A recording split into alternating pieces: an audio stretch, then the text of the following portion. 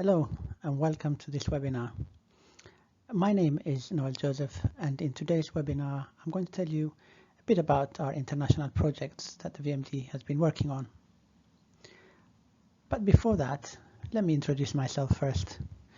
A lot of you will probably know me as I've been here for a long time, but just in case, I've been working here at the VMD for over 23 years now.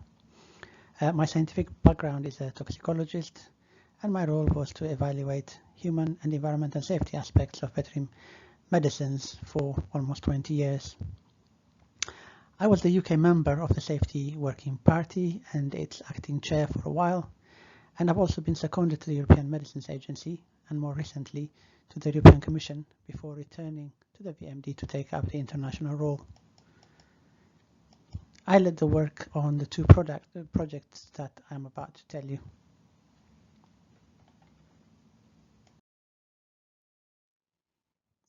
So why is the VMD involved in international projects? One of the reasons is to enrich staff experience. We have a lot of experienced staff who are willing to share their expertise, and this expertise can be utilized for the benefit of other regulators around the world. There is also an increasing awareness by others on the importance of proper regulation of veterinary medicines, partly instigated by the high-profile activities around the antimicrobial resistance work that's going on. The quality of medicines is a serious concern for a lot of people, and improved productivity is a driver for a number of countries whose livestock wealth can be utilized to help their economies. And of course, for the VMD, it's also another alternative source of income.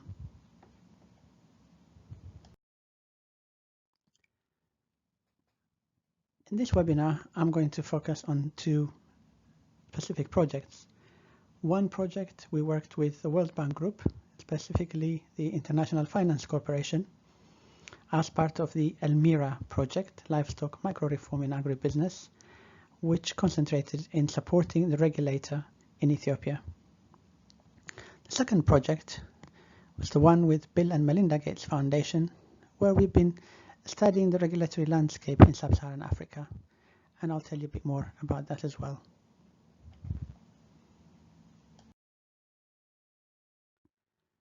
To begin with, let me start with the L-MIRA project in Ethiopia.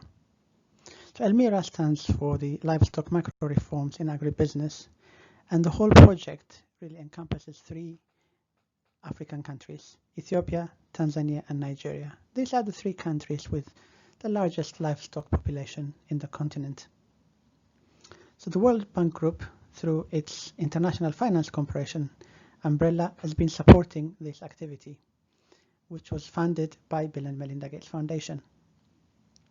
The main purpose of this project was to support the Ethiopian regulator, the Veterinary Drugs and Feed Administration and Control Authority, VDFACA, which was recently created in Ethiopia.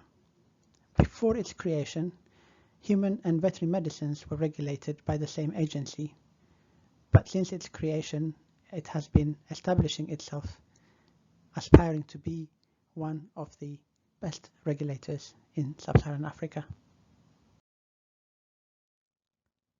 The project was divided into 5 tasks. It started with scoping the project, a work predominantly done by a consultant that the World Bank hired, followed by our own analysis of the report. This resulted in the identification of specific reforms that could be supported in the project, followed by the implementation of those reforms. And task 5 was really the production of the report, compiling all the activities of the project. The project started in 2017 and ended in June of this year.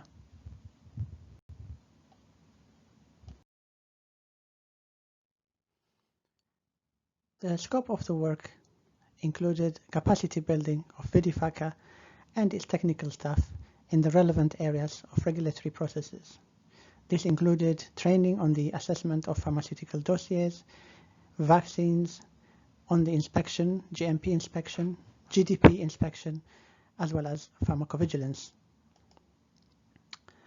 The project recommended and assisted VDFACA to implement a streamlined registration and licensing procedures for veterinary drugs and animal feed. It assisted VDFACA to increase the consistency and predictability of registration and licensing procedures, and it strengthened VDFACA's capacity to conduct inspections on drug consignments at ports of entry, wholesale and retail outlets.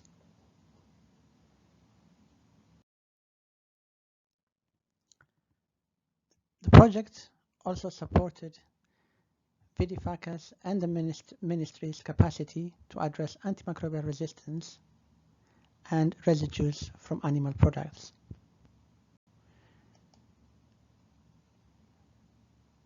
It included upgrading VDFACA's laboratory staff capacity to conduct tests on drug samples and residue from treated animals. We developed VDFACA's enforcement capacity and the systems and mechanisms to facilitate an increased alignment of regulatory activity in the regions of Ethiopia to support harmonized regulation of the entire product chain.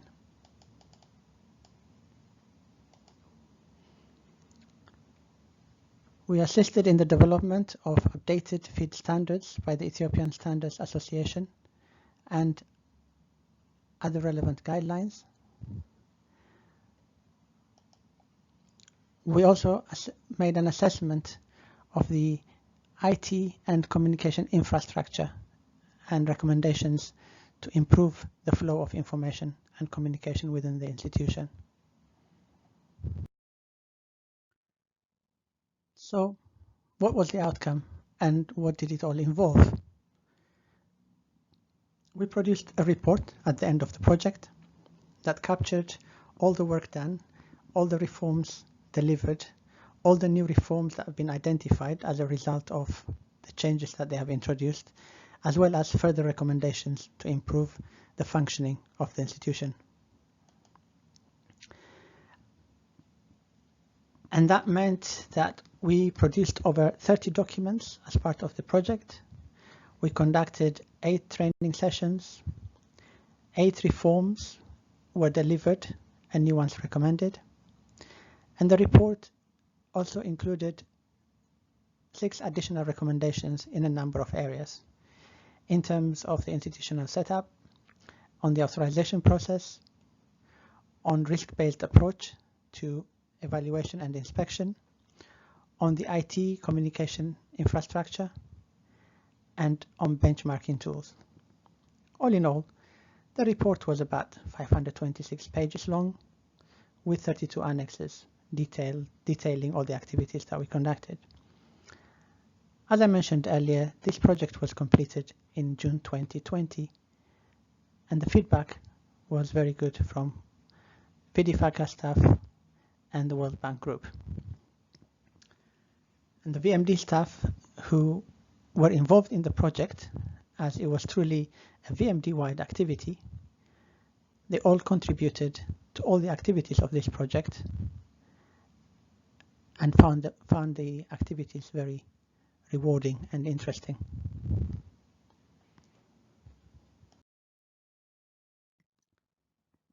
The second project that I want to tell you a bit more about is the work that we did with Bill and Melinda Gates Foundation in Sub-Saharan Africa. This work involved scoping the regulatory landscape in Sub-Saharan Africa and using harmonization as a tool of improving regulation of veterinary medicines in the continent. The report that we compiled had 3 main components. One was case studies of harmonization initiatives, which I'll talk about in a minute. We conducted a country analysis for a number of countries and then came up with a decision model or blueprint of how to progress the work on harmonization and improvement of the regulation of veterinary medicines in Sub-Saharan Africa.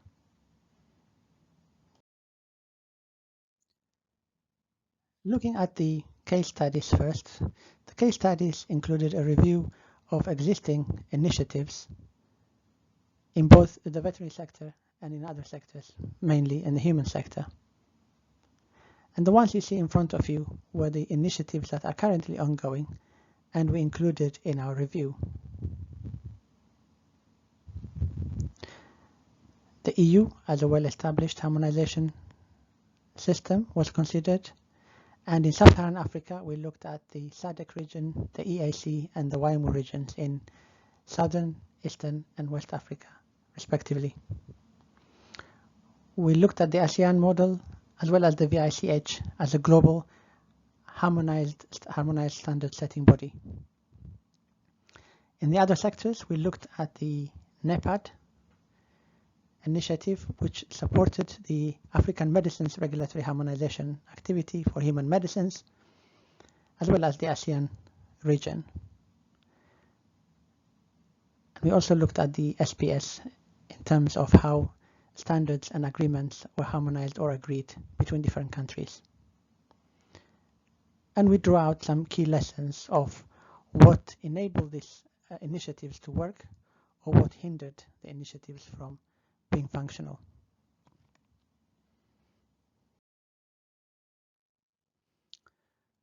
We selected a representative sample of countries from Sub-Saharan Africa, 28 to be specific, where we conducted a review of their regulatory system, institutional setup, economic as well as political considerations, and came up with what we called ability factors, which is a high-level questions as a way of gauging their ability and their maturity in the different areas.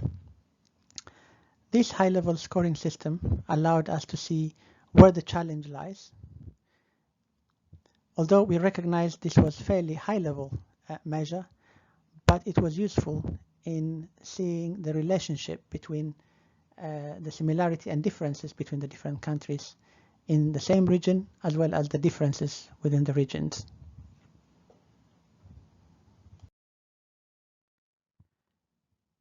And the purpose of all that was then to come up with a decision model of how harmonization can be facilitated and supported in Sub-Saharan Africa. And we put those thoughts and ideas in our report. We produced a full report which was sent to the foundation, but we also produced a simplified summary report for a wider use.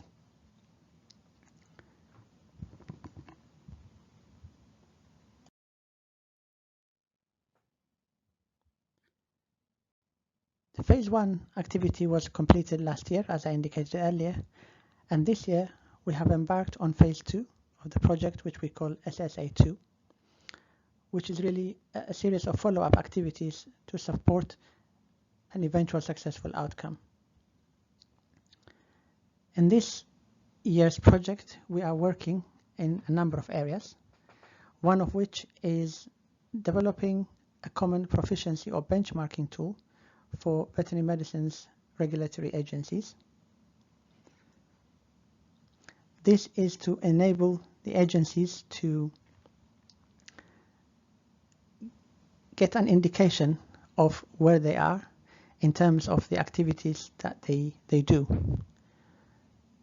We will also be gathering application forms from the regions with a view to making an analysis and gap analysis and examine the possibility of developing a common application form that might be applicable to all, if not most, countries. In addition, we will be looking at the feasibility of an online submission portal, and this would allow facilitation of the submission of applications in many countries, as a number of countries are still receiving paper copies or documents in CDs and DVDs.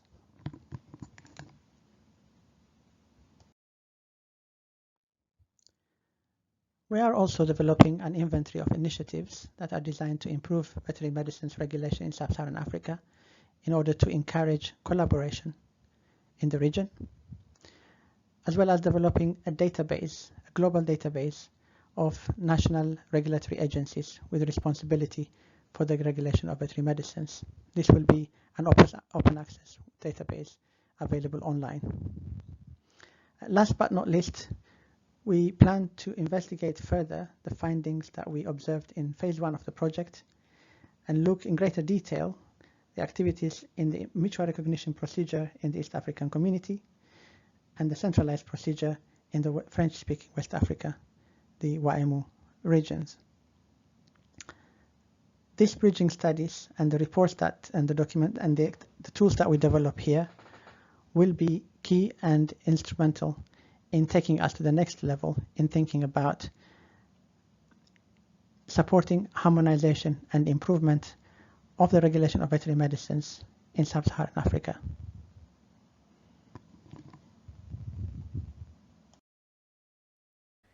The VMD welcomes any questions that you might have. To ask your questions, please go to www.slido.com and use the event code 96607. Slido will be open for your questions until Friday the 20th of November.